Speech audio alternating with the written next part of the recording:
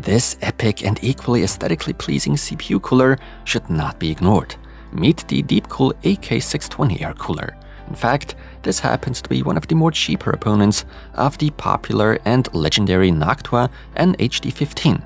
While for the competing Noctua model, you're spending upwards of $110. For DeepCool's AK620, we are currently only spending $65 to $75. Anyway, today's cooler all in all brings impressive cooling performance and looks to the table, but it of course is also plagued with a few downsides. What those are, you'll find out in this video.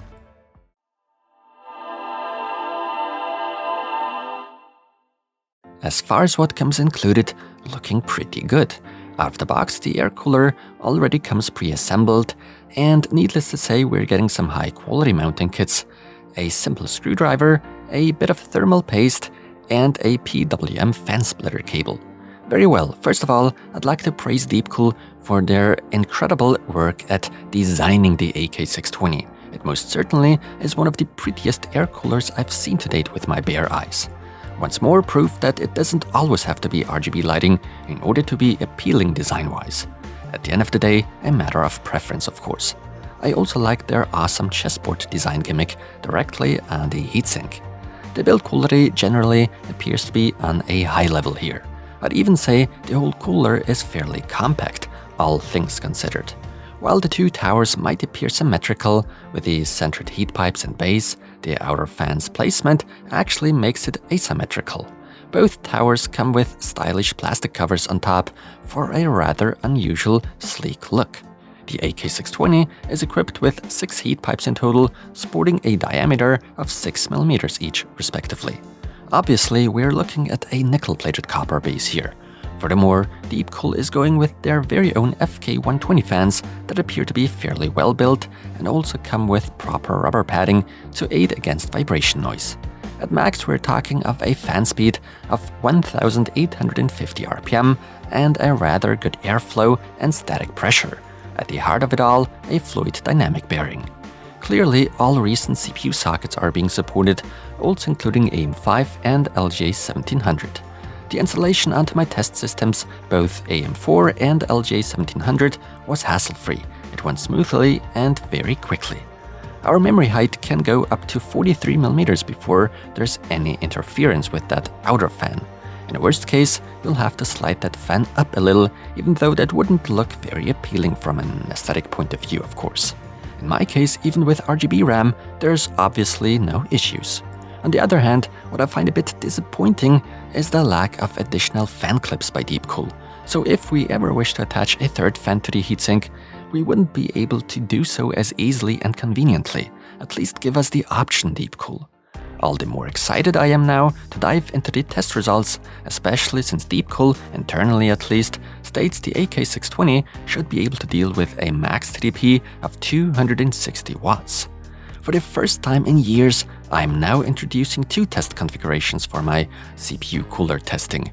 One is with my traditional AMD Ryzen 7 3800X, then followed by the Intel Core i9 13900K at a fixed 253 watt power limit. I'll also measure the noise levels for the very first time and will additionally conduct normalized tests at 40 decibels. Basically, I'll set the fans to run at a noise level of exactly 40 decibels while measuring the achieved cooling performance. Noise levels. At their max 1,850 RPM, the AK620's fans are capable of, I was able to measure 49 decibels for my test system. That's definitely audible and in the long run a bit annoying.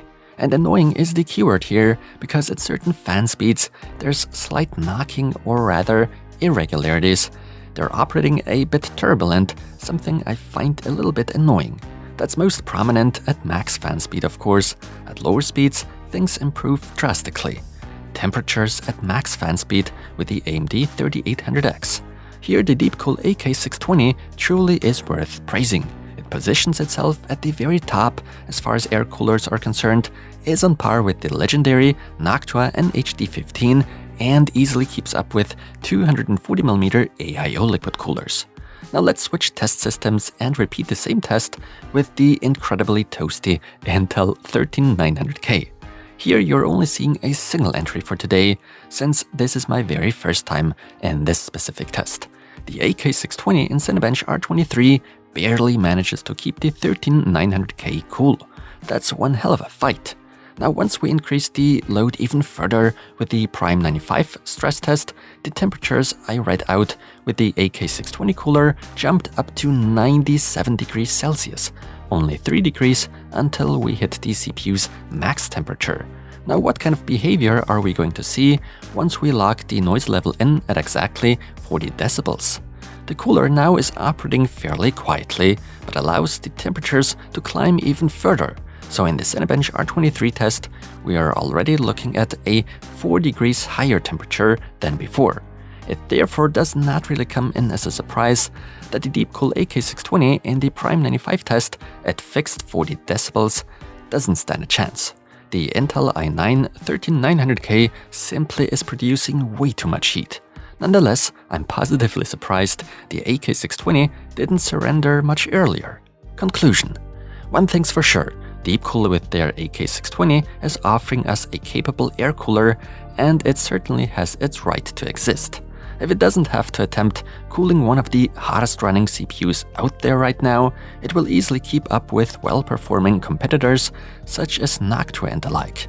As far as aesthetics are concerned, DeepCool is way ahead of the competition though, in my opinion. What I'd, however, consider a downside are the overall noise levels or noise characteristics. It's an aspect where there's still room for improvement for future models so that the fans not only run quieter, but more importantly, smoother with less turbulence. Alternatively, you could just attach your own fans to the heatsink, but that could end up pricey. Aside from that, priced at $65 to $75, a fair offering. So all things considered, even those mentioned drawbacks, the DeepCool AK620 is still worth recommending. With that being said, thanks for watching, and until the next one.